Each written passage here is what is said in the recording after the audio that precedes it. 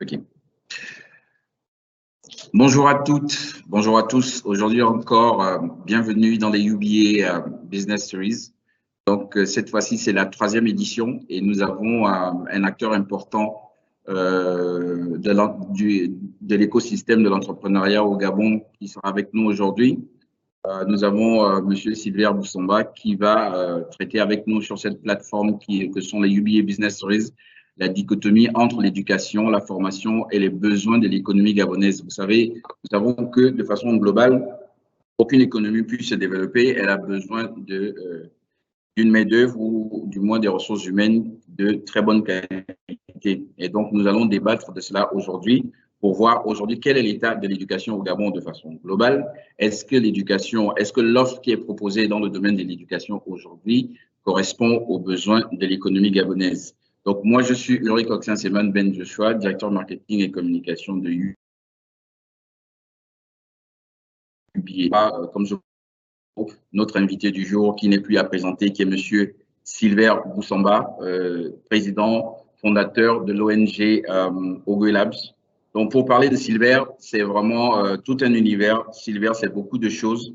Silver, c'est l'école 241 que tout le monde connaît aujourd'hui, qui est très populaire au niveau du Gabon. Silver, c'est l'école 241 Finance. Silver, c'est Ogoe Labs. Silver, c'est StartX 241. Donc, c'est vraiment beaucoup de choses, surtout sur tout ce qui concerne l'innovation, sur tout ce qui concerne le digital. Donc, aujourd'hui, il va nous parler de la formation et des besoins de l'économie, d'une part en tant qu'entrepreneur, parce que lui-même, il est dans le domaine de l'éducation, mais aussi en tant qu'acteur économique. Cette partie. Alors, donc, c'est quoi les UBA Business Series pour revenir? Les UBA Business Series, c'est vraiment une plateforme que UBA offre à l'ensemble de l'écosystème entrepreneurial et à l'ensemble des entrepreneurs. C'est une plateforme d'échange.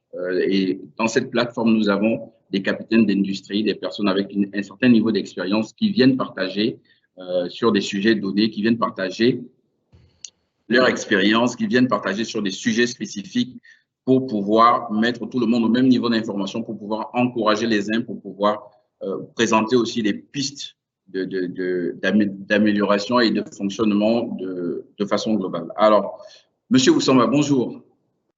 Bonjour Oxens, merci pour cette invitation, merci pour l'opportunité de me retrouver sur votre plateforme et de pouvoir parler à cette belle audience qui est là, qui est présente aujourd'hui. Merci, Monsieur Oussamba. C'est nous qui vous remercions. Merci de nous accorder de votre temps et nous vous remercions de nous accorder de votre temps. Nous vous remercions aussi de pouvoir vous mettre à la disposition de la jeunesse gabonaise, justement, encore une fois de plus, pour venir expliquer, pour venir échanger, pour venir montrer le chemin à suivre. Sans plus tarder, ce que nous allons faire simplement, c'est de vous donner la parole pour que nous puissions déjà entrer dans le vif du sujet, pour que les uns et les autres aient aussi, après la présentation, la possibilité de pouvoir poser des questions. Donc, nous tenons à rappeler aux uns et aux autres que vous pouvez poser vos questions. Il y a un chat qui est disponible. Posez vos questions et à la fin de la présentation, de l'échange avec Monsieur Boussamba, à la fin de sa présentation, on aura l'opportunité, les uns et les autres, de pouvoir poser les questions. Donc, sentez-vous libre. Ce n'est pas un monologue. Il va présenter, c'est vrai, mais il a surtout envie d'échanger aussi et de pouvoir surtout conseiller. Merci, Monsieur Boussamba, c'est à vous la parole. Très bien, merci. Bonjour déjà à tout le monde et merci à tous ceux qui ont pu prendre un peu de leur temps pour se retrouver avec nous aujourd'hui. On va parler d'un sujet qui est vraiment un sujet important pour moi. D'ailleurs, j'ai décidé de changer de carrière, on va dire, de donner une nouvelle orientation à ma carrière à cause justement de ce sujet. Je pense que je vais circonscrire la discussion d'aujourd'hui autour de tout ce qu'on est en train de construire, autour de tout ce qui se construit sur le continent africain, mais il faut dire que je vais le circonscrire dans un domaine qui est mon domaine, celui du numérique. C'est dans ce domaine-là que, effectivement, j'ai énormément d'initiatives dans le numérique, dans l'éducation et dans l'entrepreneuriat. Et donc, je vais aborder ce sujet pleinement dans ce secteur-là parce que c'est un secteur que je connais. Alors, donc, je m'appelle donc Silver Boussamba. Je suis un professionnel du numérique depuis plus d'une vingtaine d'années. J'ai travaillé dans plusieurs multinationales. Mon dernier poste au Gabon, c'était directeur informatique chez Airtel Gabon, puis directeur des opérations informatiques et innovation en RDC chez Airtel. Et donc aujourd'hui, j'ai décidé, quand je dis aujourd'hui, ça fait 5 ans maintenant, de me focaliser uniquement sur l'ONG qu'on avait créée en 2013 et pour justement adresser cette problématique. Alors en 2013, effectivement, je crée Ogwelab parce que je rencontre des jeunes qui ont terminé leurs études et qui deviennent entrepreneurs, pas volontairement, mais on va dire malgré eux, parce qu'ils n'ont pas d'autres débouchés. Et donc, j'ai essayé de m'asseoir avec eux, d'échanger, et j'ai tout de suite compris qu'il y avait énormément d'envie de réussir, mais il y avait aussi énormément de lacunes qu'ils avaient dans plein de domaines, les domaines du marketing, les domaines des ressources humaines, les domaines de la finance. Et tout de suite, j'ai commencé avec quelques collègues que j'avais à l'époque dans l'entreprise dans laquelle j'étais, à leur donner un peu de support. Et j'ai apprécié cela et j'ai commencé à créer donc une plateforme qui a grandi très très vite. On a donc commencé par un espace de coworking et puis on est parti vers la création de cette ONG qui s'appelle Ogwelab. Ogwelab est donc né de cette interaction avec des jeunes étudiants qui ont eu du mal à trouver un emploi et qui se sont lancés dans l'entrepreneuriat. Donc l'ADN tout de suite de l'ONG Ogwelab s'est tourné vers cette jeunesse. C'est notre cible première et c'est d'ailleurs pourquoi l'entièreté des programmes qu'on développe au sein de notre ONG, qu'on va voir tout à l'heure, tourne autour de cette cible-là. Alors, la mission, elle est claire. Hein. La mission d'Ogwelab, c'est de construire un écosystème d'innovation et d'entrepreneuriat qui va pouvoir permettre aux jeunes, justement, qui se retrouvent un peu entre griffes au bord de la route, parce qu'ils ont cru au modèle qu'on a vendu, hein, que la société a vendu, le modèle où on nous demande d'aller à l'école, faire de très bonnes études, avoir de très bons diplômes, et normalement, tout devrait bien se passer pour avoir un emploi. Mais depuis une bonne dizaine d'années, ce n'est plus le cas. Énormément de jeunes se retrouvent sans emploi et beaucoup tentent de se reconvertir. Mais le processus de reconversion doit être accompagné et on s'est rendu compte tout de suite qu'il fallait mettre quelque chose en place pour accompagner ce processus de reconversion vers justement des filières qui ont une forte demande de la part du marché. Et donc, Ogwelab est donc un écosystème qui se construit pour pouvoir justement permettre à une nouvelle économie d'émerger. Alors, on s'est dit, on va laisser l'ancienne économie et on va aller vers la nouvelle économie. C'est un choix qu'on a fait, c'est notre choix stratégique, c'est de faire un océan bleu plutôt que d'aller vers l'océan rouge. Donc, on a décidé d'aller vers la création d'un nouvel écosystème qui soutiendrait et qui soutient une nouvelle économie. Cette nouvelle économie est une économie qui est tournée essentiellement vers celle du numérique, celle de l'Internet. Donc, pour revenir très succinctement sur ce qu'est Ogwelab, Ogwelab, donc, c'est une ONG qui en son sein une très vaste communauté de personnes qui sont passionnées par l'éducation, par l'entrepreneuriat et par le numérique et qui souhaitent justement développer des initiatives qui vont dans le sens d'aider cette jeunesse à trouver aussi sa place dans la société. Et on le sait aujourd'hui, on ne trouve sa place dans cette société que quand on a une existence économique. Tant qu'on n'a pas d'existence économique, la société ne nous donne pas justement une place. Et même on le sait, vivant au Gabon, quand on n'a pas de revenus, même dans un foyer, on n'a pas la parole, on n'a pas justement le pouvoir de décider. Donc en 2018, nous avons décidé de créer notre première école, mais ça naît de quoi? Je disais au départ, on a commencé à accompagner les entrepreneurs, mais on s'est rendu compte d'un phénomène, c'est qu'il y avait énormément d'entrepreneurs avec des idées, mais il y avait très peu de gens capables de transformer ces idées en produits, en services, en utilisant le numérique. Et là, on a fait appel à un certain nombre de professionnels qu'on connaissait. Malheureusement, cet exercice, c'est pas bien fini. Pourquoi? Tout naturellement, parce que tous les professionnels auxquels on a fait appel étaient d'abord des salariés.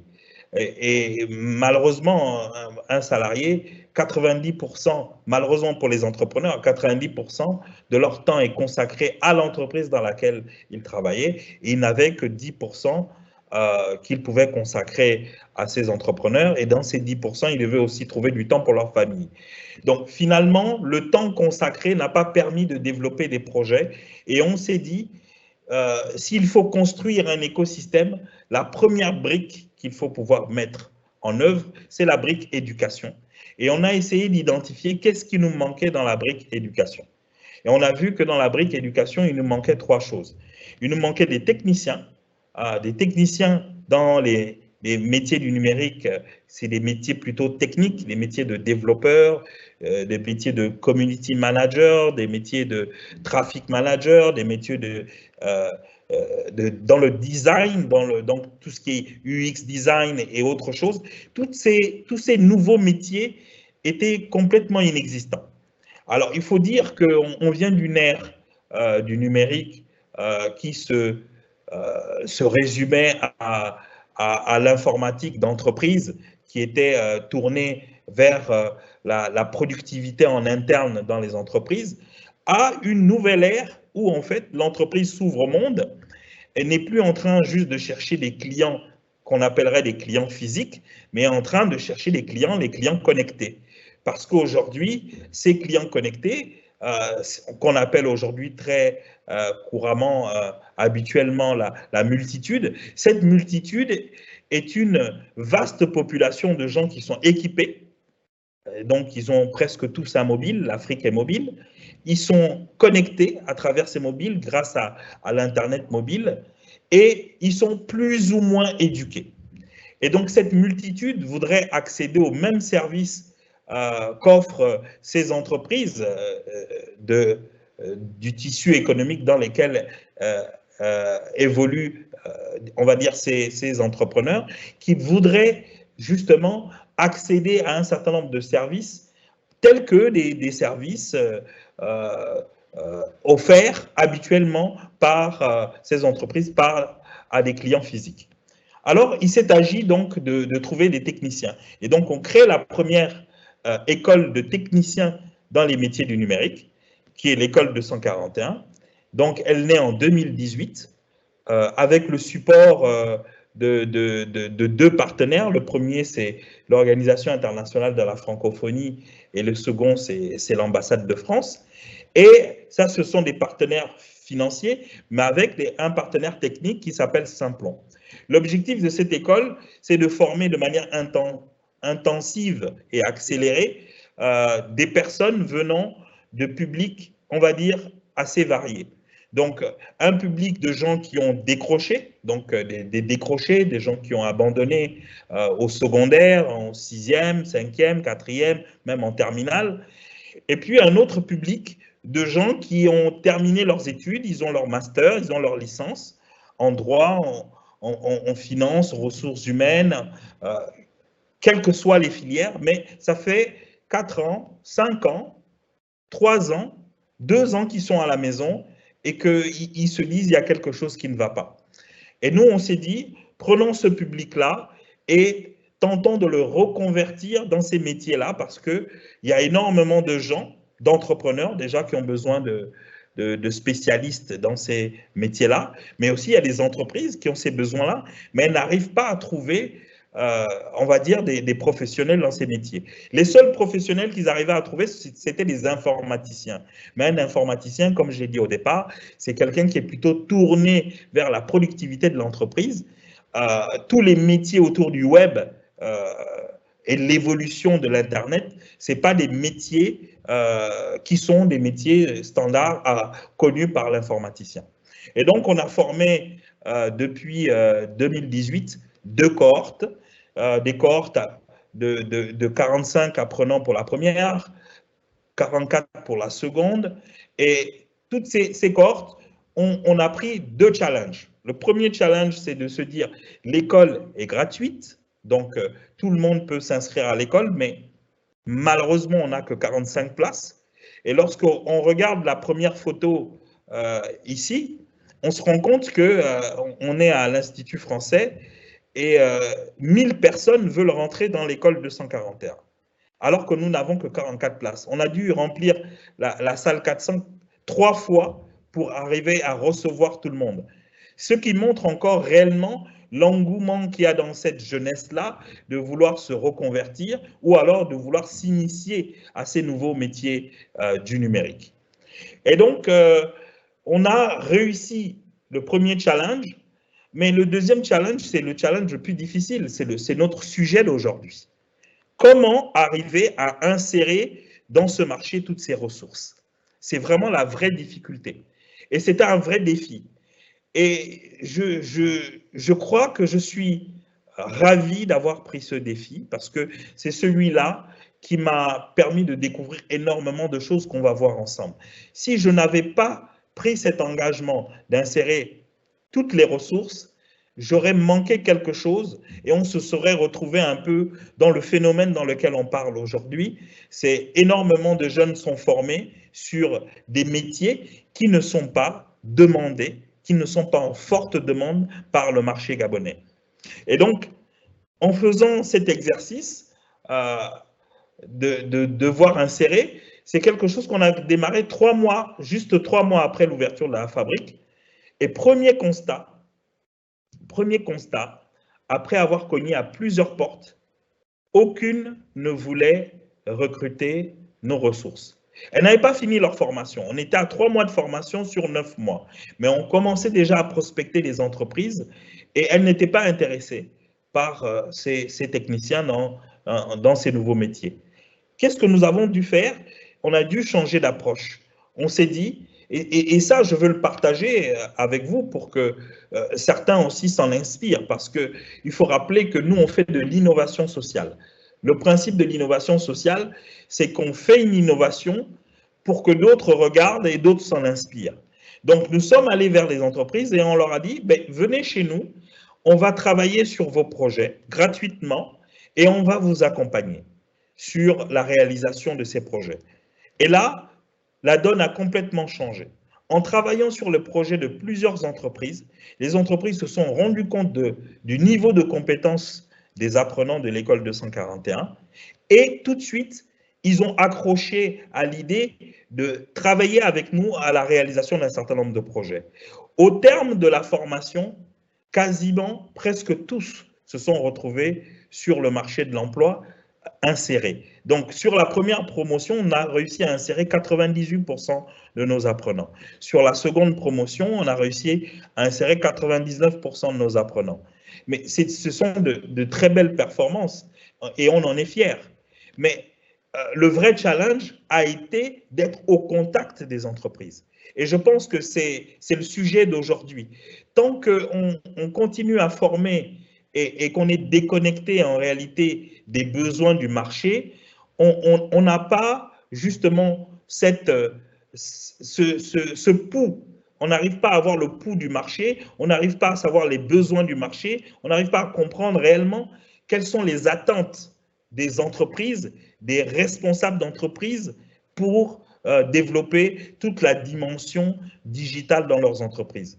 En faisant ce mariage, on peut dire, entre la fabrique École 241 et le marché, on a pu réellement comprendre quelles étaient les attentes, on a pu comprendre quels étaient les métiers, mais eux aussi ont pu comprendre à quoi ces métiers nouveaux qu'ils ne connaissaient pas peuvent être utiles au développement de ce qu'on appelle aujourd'hui très généralement la transformation numérique.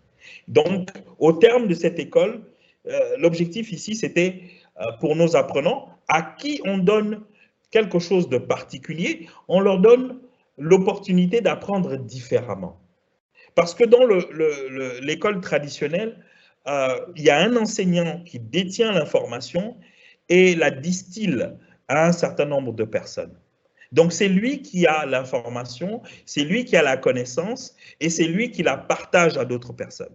Mais l'école 241 ne fonctionne pas sur ce modèle-là, fonctionne sur un autre modèle, celle de la pédagogie inversée.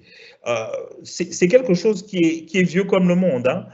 Si vous regardez Fresnel ou Montessori, Howard, donc ce sont des chercheurs qui ont travaillé sur la pédagogie inversée. C'est juste que cette pédagogie n'a pas été retenue lorsqu'il s'est agi de construire tous les programmes académiques sur la planète. Et la pédagogie inversée a été reléguée à quelques instituts qui ont décidé de fonctionner de cette manière-là. Mais aujourd'hui, tout le web, tout l'apprentissage qui se fait autour de l'Internet aujourd'hui a ramené cette pédagogie au goût du jour et a permis à des jeunes qui, justement, bénéficient de cette pédagogie d'avoir, on va dire, 2 ou 3 choses. La première chose, c'est la capacité à apprendre tout seul. Donc, c'est ce qu'on appelle généralement chez nous apprendre à apprendre. Ça veut dire qu'on est au centre, soi-même au centre de sa formation, et on arrive donc à apprendre de par les efforts que l'on fait soi-même. Donc, on ne s'appuie plus sur un enseignant pour apprendre, c'est nous-mêmes qui allons chercher la connaissance et c'est nous qui restituons la connaissance à d'autres personnes.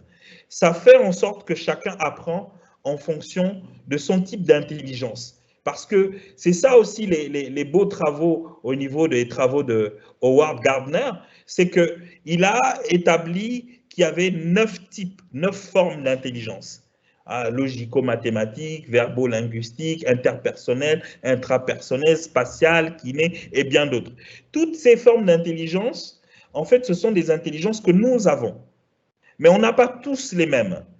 C'est pour ça que l'école traditionnelle n'a utilisé que la logico-mathématique et la verbo-linguistique, mais quelqu'un qui a une intelligence spatiale, kiné ou toute autre chose, a du mal à réussir à l'école traditionnelle. Mais en utilisant la pédagogie inversée, comme chacun apprend avec sa forme d'intelligence, chacun arrive à mettre de la connaissance à l'intérieur de lui, et cette connaissance-là peut maintenant être restituée, peut être utilisée. Donc ça, c'est la première chose qu'on apprend à nos apprenants, parce que ça va leur permettre d'apprendre en permanence. Ils n'ont plus besoin de quelqu'un derrière eux pour leur amener à faire de la croissance dans des thématiques ou des technologies qui naîtraient au fur et à mesure de leur évolution. La deuxième chose, c'est qu'on leur a appris à être une force de proposition.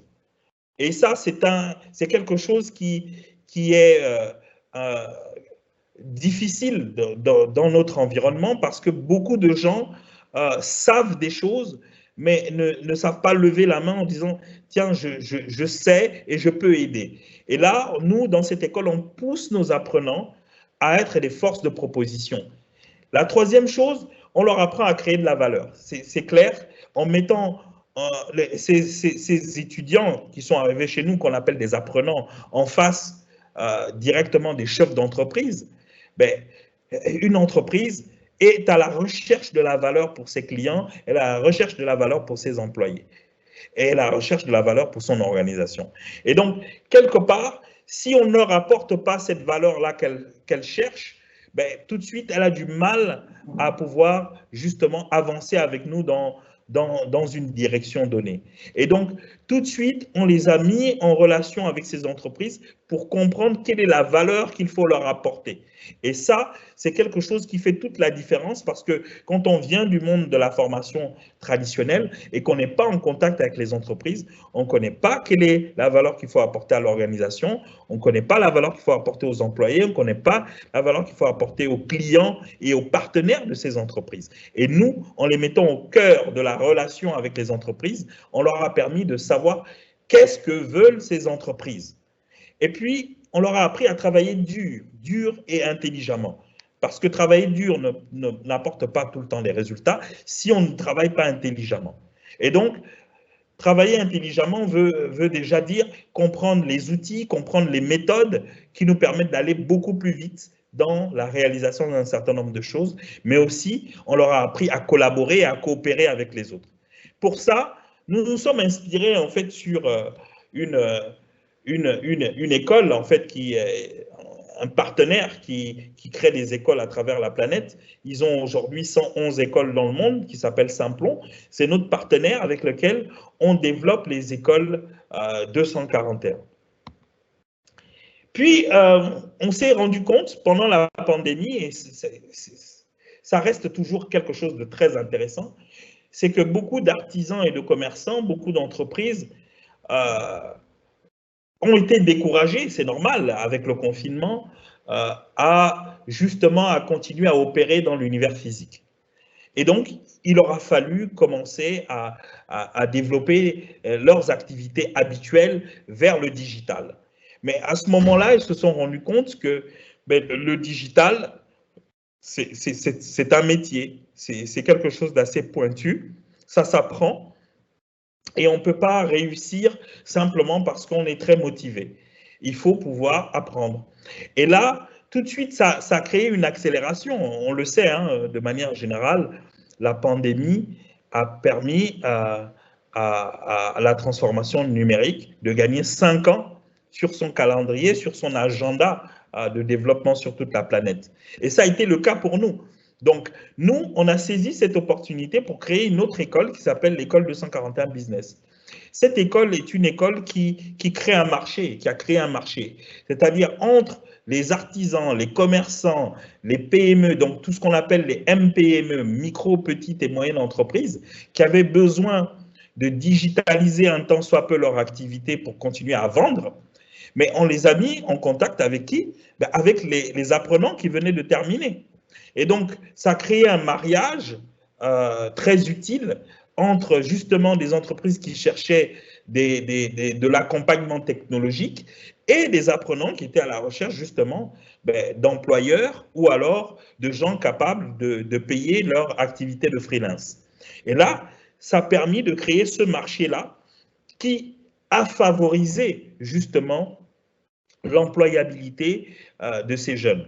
Donc vraiment, l'école 241 Business, c'est une première plateforme qui a permis l'échange entre deux publics qui ont réellement besoin l'un de l'autre.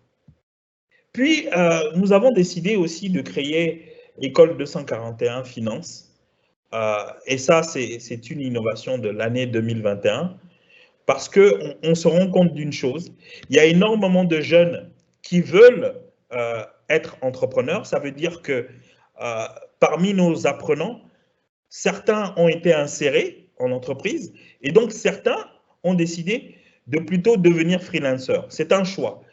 Ça ne convient pas à tout le monde. Certains rentrent à l'école 241 pour finir salariés, d'autres décident de plutôt être des freelancers. Certains sont allés sur le marché de l'emploi, ont été insérés et sont revenus après en disant non, nous on préfère être des freelancers, on préfère être des auto-entrepreneurs et apporter de la valeur à les entreprises. Simplement parce qu'il y avait différents arguments. Hein. Le premier argument qui nous est revenu, c'est qu'ils arrivent à gagner un peu plus d'argent.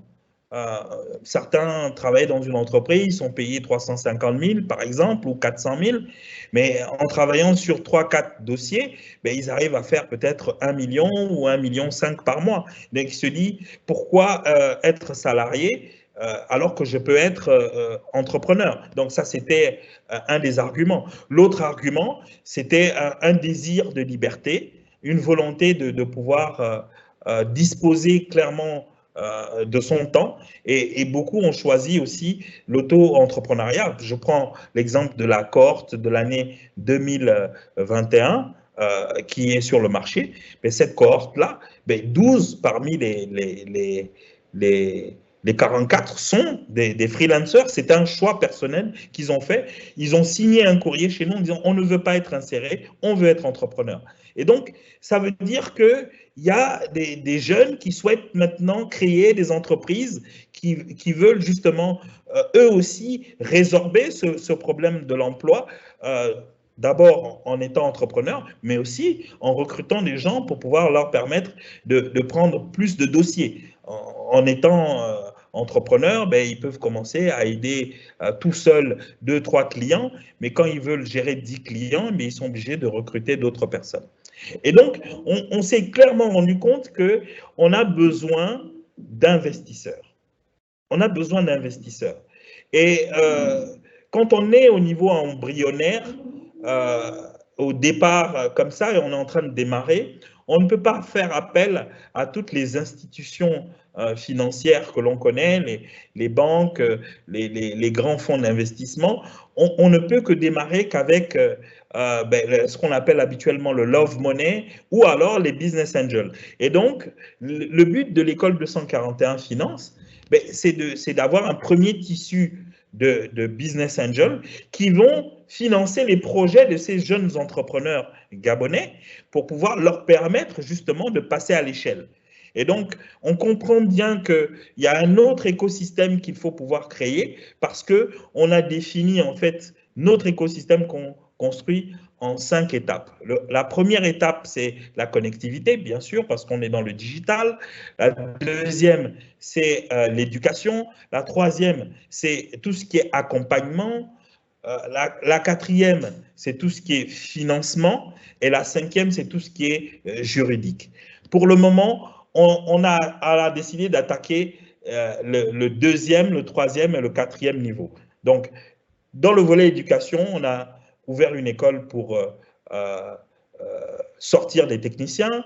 Dans le volet accompagnement, on a des programmes d'accompagnement, on va vous présenter quelques-uns tout à l'heure, qui sont spécifiques, créés de manière spécifique pour régler le problème de l'emploi, justement. Et on a aussi cette école 241 Finance pour justement arriver à avoir un vaste tissu de business angels qui sont capables de pouvoir faire 3 choses. D'abord, arriver à investir d'abord sur eux-mêmes, apprendre à investir sur eux-mêmes, parce que l'investissement le plus valeureux, c'est toujours soi-même, investir sur leurs propres activités, et certainement, quand ils investissent dans leurs propres activités, ils vont recruter, mais aussi investir dans les activités des autres pour arriver à donner un peu d'accélération, de la multiplication à l'argent qu'ils investissent dans les activités des autres. Aujourd'hui, pour pouvoir faire tout ça, nous nous sommes appuyés sur un certain nombre de partenaires et c'est toujours important de rappeler qu'on n'y arrive pas tout seul et qu'il faut collaborer. Et vous allez voir pourquoi, en fait, c'est important, parce que quand on va revenir sur la dernière initiative qui s'appelle StartX 241, vous allez comprendre pourquoi construire des partenariats, c'est quelque chose de clé, c'est quelque chose d'important. Donc là, on voit nos partenariats avec l'Organisation internationale de la francophonie, avec l'ambassade de France, avec l'Office national de l'emploi, partenariat avec l'AFD, parce que la deuxième promo de l'école 241 est une promotion financée par l'AFD, un partenariat aussi avec l'opérateur Airtel pour nous accompagner. Donc, moi-même, je suis un entrepreneur dans le numérique. J'ai cofondé avec d'autres personnes une start-up qui s'appelle Digitech Africa, qui offre des solutions de paiement en ligne aux entreprises. Et je suis aussi moi-même coach certifié en leadership et développement personnel, mais aussi un entrepreneur social. Je parcours un peu le continent, je suis sollicité à gauche et à droite dans la construction des écosystèmes parce que je me suis réellement spécialisé dans ce que j'appelle écosystème builder, donc quelqu'un qui construit des écosystèmes. Et donc, aujourd'hui, quand on regarde l'impact de ce qu'on a fait, on voit qu'on a commencé avec des événements tels que le café numérique qui ont permis justement de mettre tous les acteurs en commun, d'échanger, de discuter. Quand on met les gens en commun, il y a toujours des choses extraordinaires qui se passent et il y a des opportunités qui se créent. Nous sommes aussi les leads du NASA Space App. Chaque année, la NASA organise un hackathon géant à l'échelle de la planète. 200 villes y participent et on règle les défis de la planète. Et tout ce dont on a parlé, l'école 241, l'école 241 business et finance. Mais on va arriver à un programme qui s'appelle StartX et vous allez comprendre pourquoi le programme StartX est important et quelle est la valeur qu'il va apporter à justement cette dichotomie qu'il y a et que l'on a constaté. Lorsque l'on regarde les écosystèmes start-up sur le continent africain, on se rend compte que tout l'argent qui est donné aux jeunes entrepreneurs africains ne va que dans quasiment 5 pays.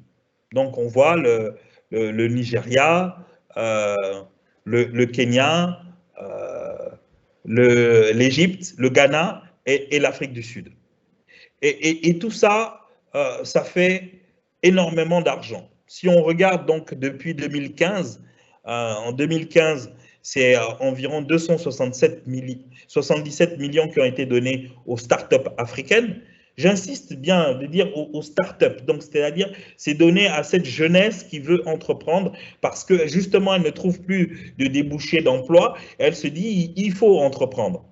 Et donc, quand on regarde les chiffres 2018, on voit que ça a atteint 1 milliard de dollars. 2019, 2 milliards de dollars. Et en 2020, 1,4 milliard de dollars. Mais on se dit, il y a une baisse de moins 29% par rapport au levé, la levée de 2020. Mais en fait, il y a une augmentation des tours de table de 250 tours de table sur le graphique à gauche à 359. Et c'est quelque chose d'intéressant parce que ça nous montre que il y a eu plus de tours de table pour donner plus d'argent en réalité à plus de jeunes, même si on a donné moins d'argent de manière globale, mais on a donné plus de petits tickets, comme on dit habituellement, c'est le terme qu'on utilise. Donc, on a donné un peu d'argent à plus de personnes. Et donc, on s'est dit, vu qu'on a ce problème d'économie de rente, le Gabon est en train de se diversifier. Cette diversification est en train de se faire peu à peu. On va attendre un certain nombre de programmes, qu'un certain nombre de programmes se lancent et apportent des résultats. Je pense en l'occurrence au PAT, mais aussi à tout ce qui a été fait en avant. Et donc là, on se rend bien compte que ces jeunes sont impatients. Ils sont impatients. Ils se demandent à quel moment ils vont pouvoir trouver un emploi, commencer à vivre leur vie, commencer à aussi participer à la société, à la construction de la société. Et on s'est dit, il faut qu'on adresse cette problématique. Mais comment? Alors on s'est dit, très bien, et si on invitait des startups africaines à venir sur le territoire Gabon pour lancer leurs produits? Et on s'est dit, pourquoi pas prendre des startups africaines qui ont déjà réussi dans leur marché et qui ont besoin d'accélération sur un territoire qu'on a appelé la CEAC. Donc, on s'est appuyé sur l'étendue de la CEAC. La CEAC, c'est 11 pays, c'est près de 200 millions d'habitants. Et donc, on s'est dit, on va démarrer au Gabon, parce que le Gabon sera donc, est donc la plaque tournante et le hub d'innovation à partir duquel ces innovations vont se lancer et vont atteindre et toucher les autres pays. Pourquoi? Parce qu'on a constaté aussi un phénomène chez ces startups. Elles sont enclavées, donc elles ont du mal à sortir de leur territoire parce qu'elles ont besoin de lever de l'argent. Elles ont cette problématique aussi pour trouver des compétences, alors qu'on peut trouver des compétences ailleurs dans d'autres villes africaines. Elles ont du mal à tisser des partenariats, alors que quand on apporte de la valeur dans un marché, c'est beaucoup plus facile de trouver des partenaires. Elles ont du mal à lever des fonds, mais lorsqu'on fait de la croissance et que cette croissance est probante, il y a de fortes chances qu'on arrive à trouver des investisseurs et qu'on constate que les programmes d'accompagnement ne sont pas souvent efficaces sur le continent. Donc, on s'est dit, c'est l'opportunité de solutionner tout cela en faisant quoi? En créant un hub d'innovation au Gabon qui va accélérer un certain nombre de startups. Donc, on a été choqué par un phénomène, c'est que sur toutes les startups qui ont levé, vous avez vu 1 milliard en 2018, 2 en 2019, 1,4 en 2020, 98% de cet argent est allé dans l'univers anglophone et 2% dans l'univers francophone. Et là, on s'est dit, il y a un problème quelque part, c'est que l'univers francophone a du mal à décoller par rapport à l'univers anglophone. Et donc, il faut qu'on arrive à apprendre de cet univers-là, il faut qu'on arrive à apprendre beaucoup plus de l'univers anglophone.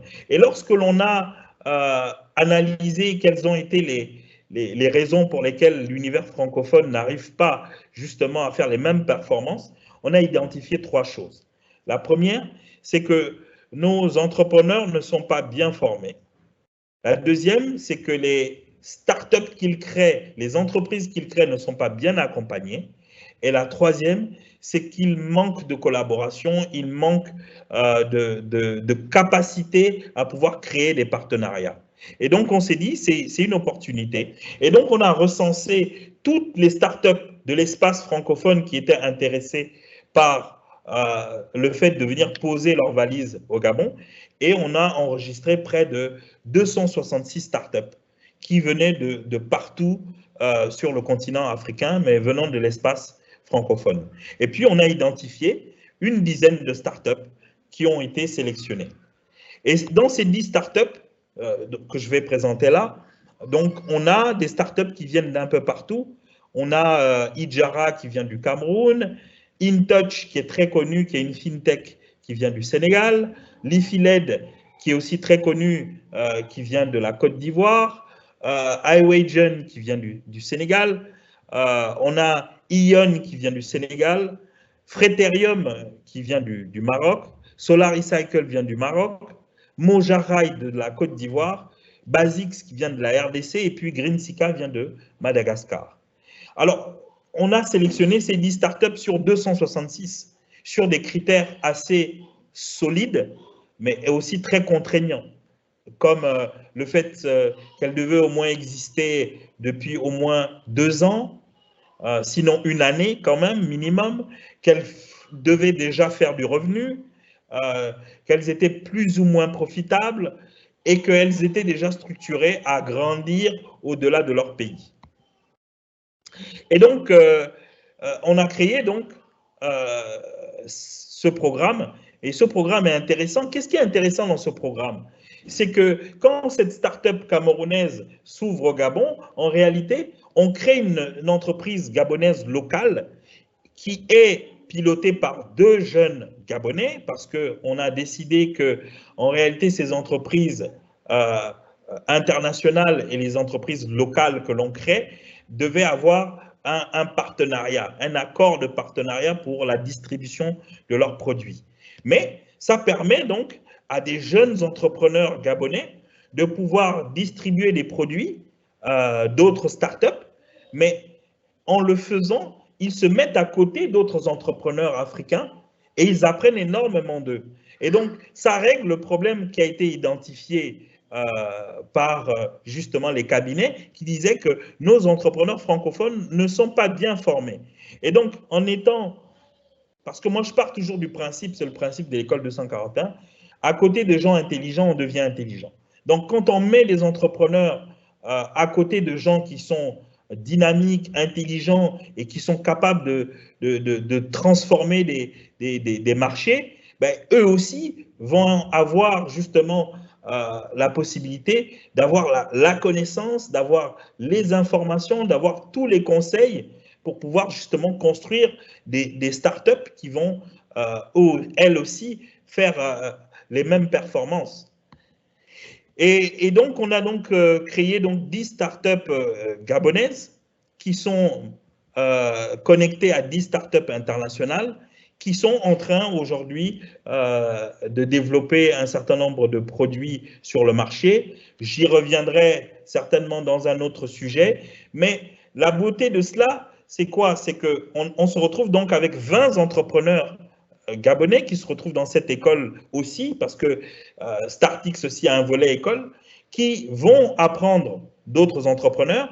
Et on a pris au niveau international un accélérateur qui s'appelle Emera. C'est un accélérateur bordelais qui nous accompagne dans tout le processus d'accélération. Ben oui, si on dit qu'on ne sait pas accompagner, ben il faut qu'on évite nous-mêmes d'accompagner. Prenons de l'expérience de gens qui savent accompagner pour être accompagnés. Et c'est ce qu'on a décidé de faire pour régler le deuxième pan qui est le problème de l'accompagnement.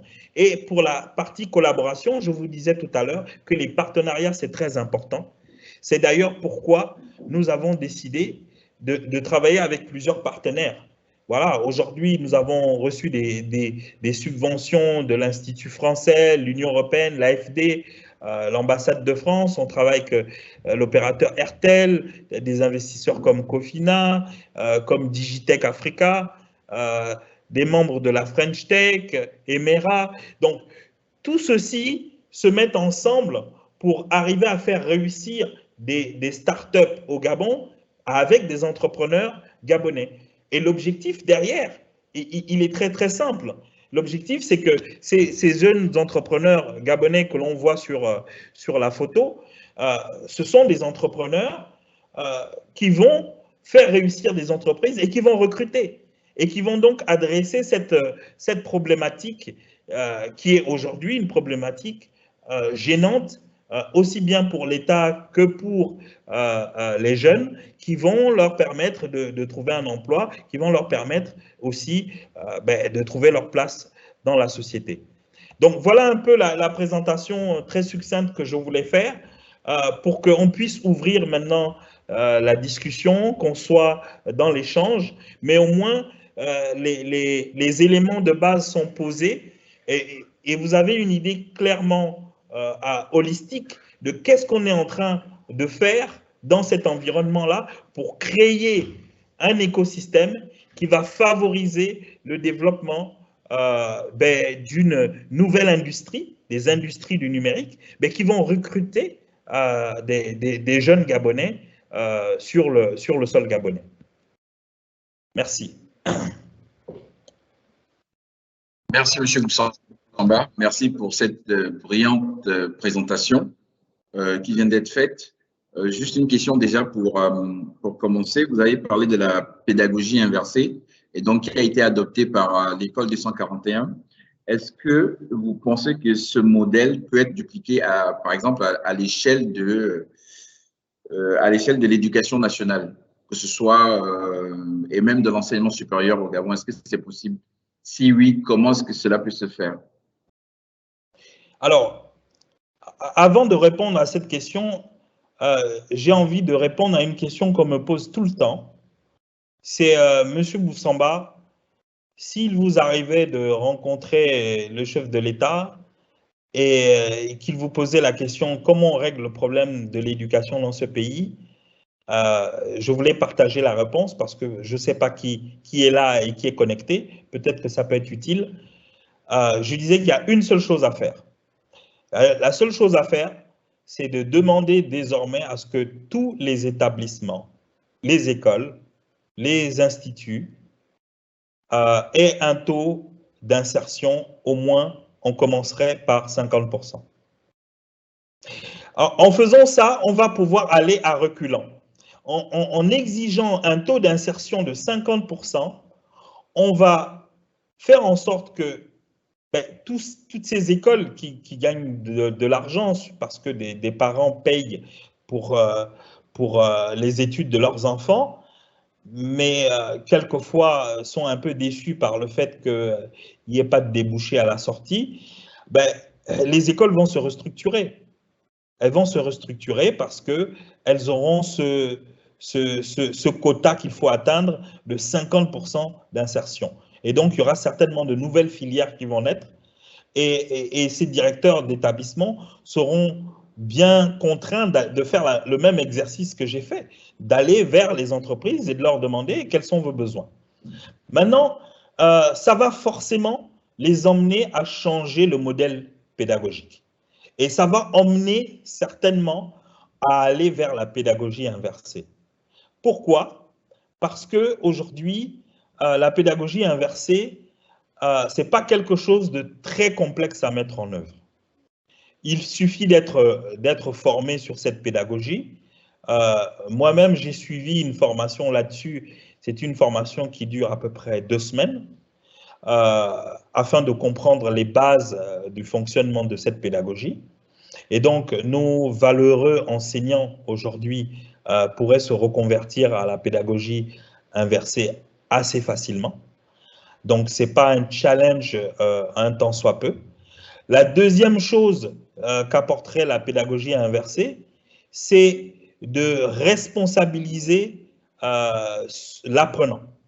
Et je pense qu'aujourd'hui, la pédagogie que nous utilisons, la traditionnelle, qu'on appelle la pédagogie passive, rend effectivement passif l'apprenant, qui se résume, son travail se résume à prendre des notes, enregistrer dans son cerveau et puis restituer au bon moment, sans réellement des fois arriver à comprendre.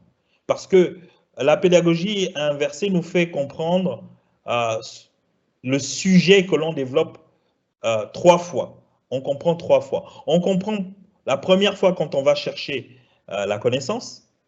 On comprend une seconde fois quand on est en train de structurer tout ceci dans un document ou une présentation et qu'on est en face d'autres personnes pour la présenter. Et on comprend une troisième fois quand on répond aux questions des gens qui ont participé à la présentation de la connaissance qu'on était en train de partager. Donc, la pédagogie inversée, c'est quelque chose qui peut s'insérer très facilement dans notre modèle éducatif aujourd'hui et qui peut apporter énormément de valeur. La dernière chose que je dirais là-dessus, c'est qu'elle va redonner de la responsabilité du côté de l'apprenant parce qu'il va pouvoir être lui-même l'acteur de son propre développement et on va voir des choses extraordinaires. Pourquoi? Je prends juste un exemple. Il y a une entreprise très célèbre sur la planète, dont je ne citerai pas le nom, qui a tenté de se lancer sur le continent africain pour vendre des formations en ligne. Après avoir prospecté plus de 2 ans et tenté un certain nombre de pilotes, ils ont décidé d'arrêter. Simplement en disant que culturellement, les Africains n'apprennent pas en ligne, c'est trop contraignant. Et donc, quand on est dans un processus de pédagogie inversée, on n'a aucun problème à aller apprendre en ligne parce que c'est aujourd'hui, on le sait, Internet est la porte ouverte vers la connaissance. Et en allant vers Internet, on peut apprendre soi-même. Et c'est ça, je pense, qui va apporter énormément de valeur aujourd'hui, c'est que les enseignants seront plus des guides que des enseignants. Ils vont se retrouver dans un rôle intéressant parce qu'on apprend maintenant des apprenants énormément, parce que chacun traite un sujet sous un angle bien précis, et on apprend énormément donc de ces apprenants, et donc on se retrouve dans un univers où tout le monde apprend et le niveau de connaissance et de compétence de tout le monde monte en même temps. On s'est plaint des fois de retrouver des cours qui sont dispensés, qui remontent d'il y a 10 ans, qui ne sont pas actualisés, qui ne tiennent pas compte des évolutions dans différents domaines, mais ça règle ce problème-là. Merci, M. Boussamba. Je voulais juste poser rapidement une autre question. Est-ce que la mise en œuvre éventuelle de la pédagogie inversée à l'échelle nationale va-t-elle générer des coûts supplémentaires? Parce que peut-être que ça peut constituer un frein. Est-ce que par rapport à la méthode, ou la méthodologie ou la méthode qui est actuellement appliquée, est-ce que s'il faut appliquer la pédagogie inversée, ça va générer des coûts supplémentaires? Oui, je pense que quand on fait une transformation, il y a toujours des coûts derrière. La première chose que je vois, comme je vous le disais, il faut faire venir des gens qui s'y connaissent dans la pédagogie inversée pour faire des formations de formateurs qu'il faudra payer. Mais après, une fois que ces formateurs sont formés, on pourra former les autres formateurs à partir de nos formateurs bien formés. Ça, c'est le premier coup que je vois. Le second coup que je vois, c'est que la pédagogie inversée repose sur le fait que l'apprenant apprend lui-même. Ça veut dire qu'il faut pouvoir donner accès aujourd'hui à Internet à ces apprenants. Et je pense que les établissements aujourd'hui ont des accès à Internet, sauf que ces accès à Internet, des fois, sont juste cantonnés à une salle informatique ou autre. Maintenant, il faut arriver à déployer un accès à Internet sur l'échelle des campus, des écoles et des instituts. Ça a un coût derrière. L'autre coût que je vois aussi, il faut avoir des dispositifs pour pouvoir apprendre. On a un peu de chance. L'Afrique est mobile. Ça veut dire qu'on peut utiliser son smartphone aujourd'hui pour pouvoir apprendre. Donc, ça aide énormément, mais il faudra aussi trouver quelques moyens pour avoir des machines, des tablettes, à défaut d'avoir des smartphones. Bien sûr, après, il faut savoir que quand on fait de la veille pour apprendre selon la pédagogie inversée, il n'y a pas que l'établissement, il faut pouvoir retourner chez soi aussi et pouvoir apprendre.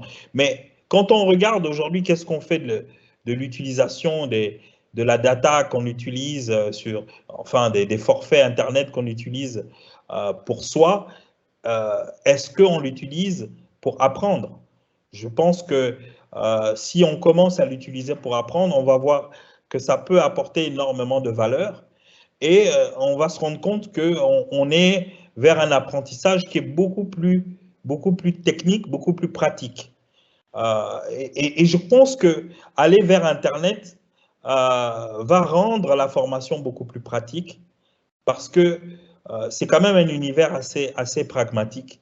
On essaie de rendre les choses suffisamment simples en mettant en place des tutoriels pour emmener les gens à comprendre facilement, en mettant en place des guides d'utilisation afin que les gens arrivent à s'imprégner assez facilement des contenus.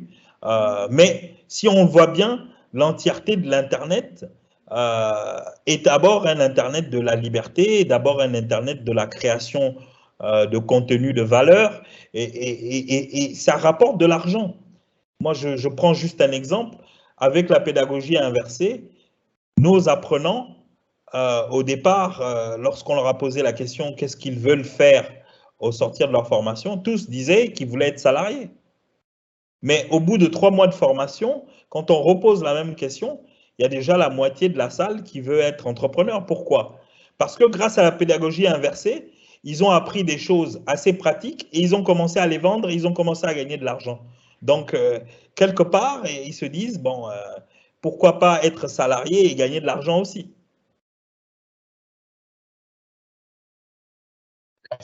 M. Boussamba. Une autre question. Je tiens à rappeler au public qui peuvent poser des questions. Ou alors j'ai plutôt l'impression que ça a été tellement clair que personne ne posait des questions.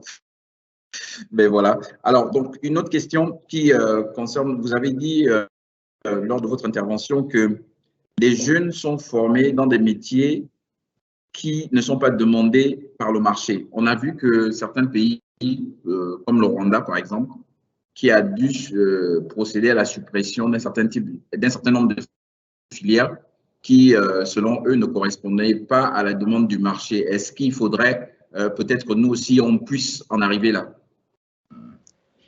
Je pense que, de mon expérience personnelle, même pour moi, ça a été un choc. Pourquoi? Parce que lorsque on se lance dans l'entrepreneuriat et en même temps dans l'éducation, on se rend compte d'un phénomène, c'est que si ce que l'on sait n'apporte pas de valeur, il n'y a pas d'argent. Et ce phénomène est frustrant. Frustrant parce que tout de suite, on se rend bien compte qu'on n'apporte pas de valeur.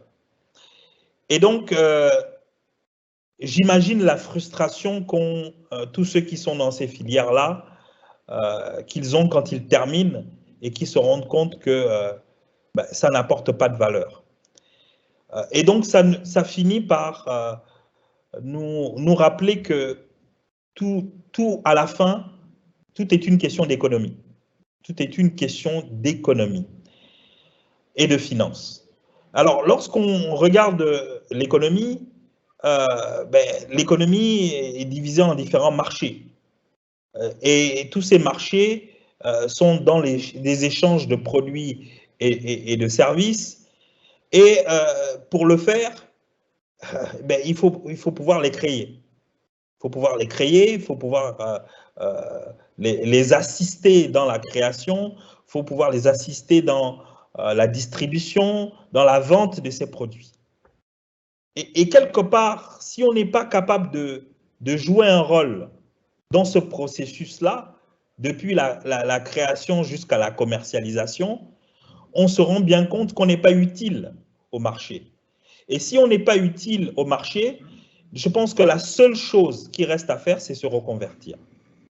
Mais lorsque, en réalité, on se retrouve avec plusieurs cohortes de personnes qui arrivent sur le marché et se rendent compte qu'ils ne sont plus, ou ne sont pas surtout, capables d'apporter de la valeur à cette chaîne de valeur des entreprises, il faut purement et simplement réduire les effectifs de gens qui vont vers ces filières-là. Je pense qu'on va y arriver là, c'est inéluctable.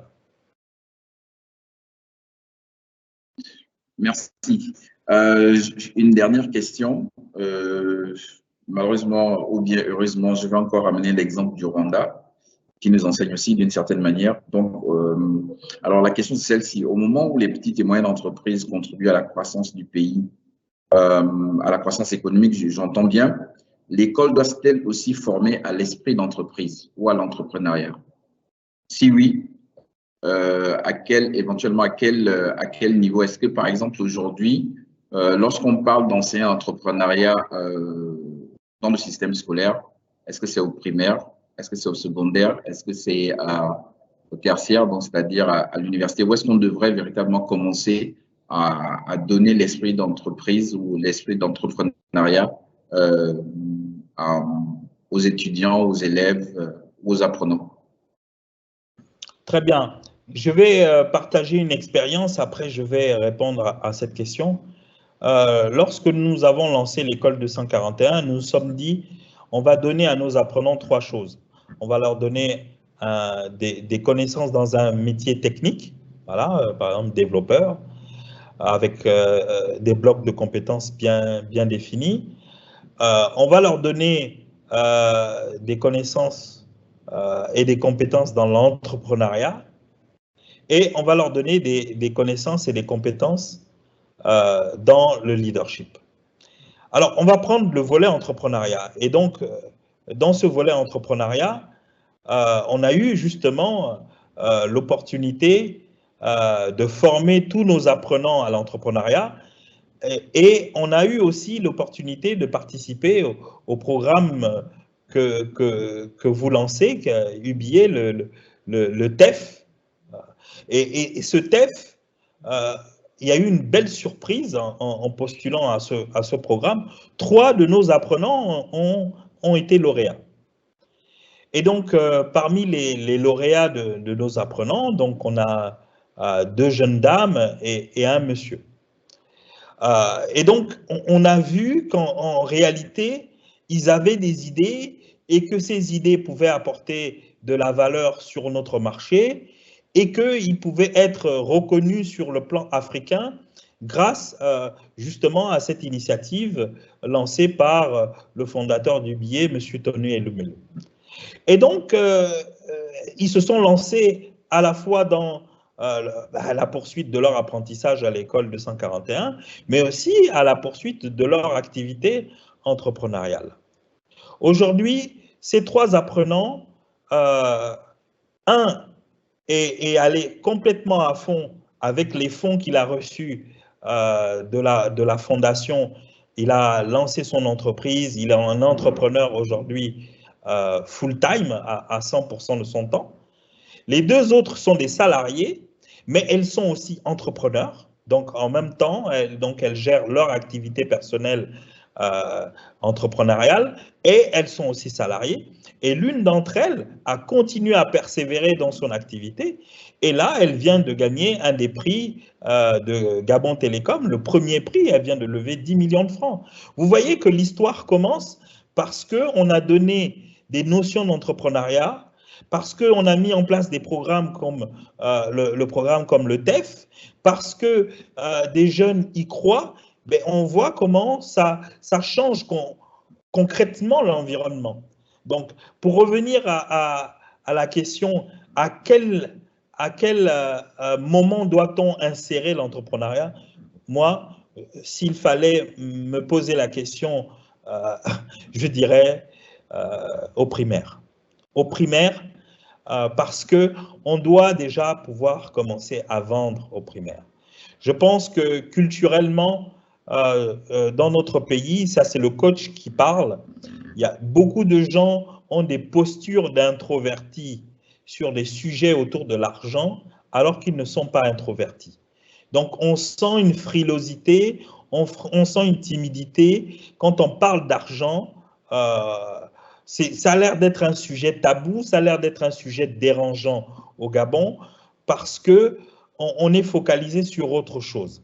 Mais si, dès le bas âge, on commence à apprendre aux gens à se vendre, à vendre une idée, à vendre un concept, on aura des gens qui n'auront aucun problème à parler d'argent, aucun problème à monter des entreprises dès le bas âge. J'ai fait un exercice personnel avec mes enfants, je leur ai dit, écoutez, c'est bien, pendant les vacances, vous consommez de l'électricité, vous consommez de l'Internet, vous consommez de la nourriture, mais il vous faut produire. Alors, dites-moi, qu'est-ce que vous faites sur Internet tout le temps? Et j'ai envie de vous voir produire des choses. Et puis, j'ai décidé un matin, voilà, et aujourd'hui, mercredi, je veux qu'on fasse un Demo Day. Mais j'étais surpris du Demo Day. Ils ont créé des applications, ils ont créé des jeux, ils ont créé, et je leur ai demandé quels étaient le modèle économique. Ben, ils ont entre 12 ans, 13 ans et 8 ans. Donc, c'est pour vous dire qu'on est déjà capable de vendre des choses à condition qu'on nous mette dans ce bain-là très tôt. Et on va juste voir des gens émerger dans le domaine de l'entrepreneuriat. Des grands capitaines d'industrie vont sortir de là parce que c'est des gens qui vont comprendre comment on fait de l'argent depuis le bas âge. Hein?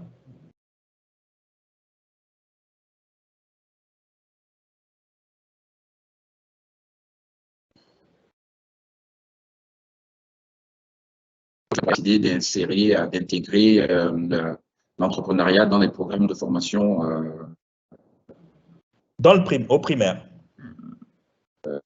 Éducatif. Alors, nous, en termes de cette brillante présentation de ce thème qui est intéressant, c'est un thème qui est vaste. Il y a vraiment beaucoup de choses. On est bien conscient qu'en 1 heure, on ne peut pas voir tous les aspects. Nous sommes arrivés au terme de cette belle présentation. Un dernier mot, enfin, M. Boussamba. Merci déjà pour l'invitation, merci pour l'opportunité de pouvoir parler d'un sujet qui me passionne, mais aussi qui me préoccupe parce que on souhaite chez Ogwelab régler toutes les problématiques autour de la pauvreté. Je peux dire pour conclure, c'est bien que l'on parle de cette dichotomie, mais j'ai voulu montrer qu'on peut aussi le régler. Et c'était ça qui était important pour moi, c'est de montrer tout ce qu'on est en train de faire pour adresser cela. Parce que les débats, il y en a, les livres qui parlent du sujet, il y en a, des vidéos, du contenu qui parlent du sujet, il y en a, mais on veut voir de plus en plus des gens en train d'adresser cette problématique, en train de régler ce différend, ce gap qu'il y a entre ces deux mondes. On est dans un monde aujourd'hui qui est complètement dépassé, qui n'est plus capable de pouvoir justement adresser ces problématiques-là. Et il y a un autre monde totalement innovant qui s'est restructuré pour pouvoir adresser ces problématiques. Et comme je le dis, nous sommes une ONG, nous faisons de l'innovation sociale, donc nous invitons tous ceux qui sont intéressés par cette transformation qui s'opère dans notre marché. Nous ne sommes pas les seuls à le faire. Il y a beaucoup d'autres partenaires qui sont en train de travailler sur le même sujet. Mais c'est le moment de faire le tour de tous ces partenaires et de les accompagner. Et moi, j'insiste sur l'accompagnement parce qu'il faut de plus en plus que les entreprises fassent ce qu'on appelle du corporate venture. Il faut qu'elles aident des structures comme les nôtres qui sont dans le social à accélérer justement ces transformations-là parce qu'en réalité, c'est des transformations qui ne vont s'opérer que quand il y a des acteurs qui travaillent sur cette transformation. L'État dresse le cadre, définit le cadre, mais les acteurs économiques font vivre la chose.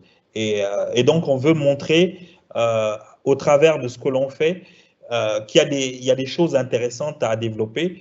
Venez discuter avec tous ces acteurs qui sont dans cette transformation et élargissons, parce que c'est des choses qu'on peut faire aussi à Port-Gentil, qu'on peut faire à Franceville, à Oyem, à Mouila, dans d'autres villes qui sont en attente de solutions de ce type-là. Donc, nous restons ouverts et on vous remercie encore pour l'invitation et l'opportunité de parler de ce sujet qui est hautement important pour la jeunesse, pour le gouvernement et pour les parents. Merci. Merci.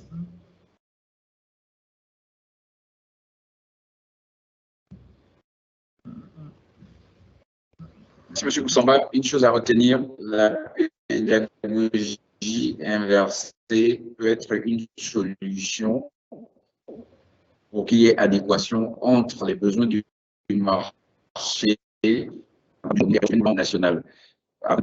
Mesdames et messieurs, merci à tous nos participants. J'espère que vous avez aimé ces moments que nous venons de passer et que ces moments enrichissants vous permettront de prendre des décisions personnelles pour pouvoir impacter positivement votre environnement. Merci et bonne soirée à vous chez vous. Merci.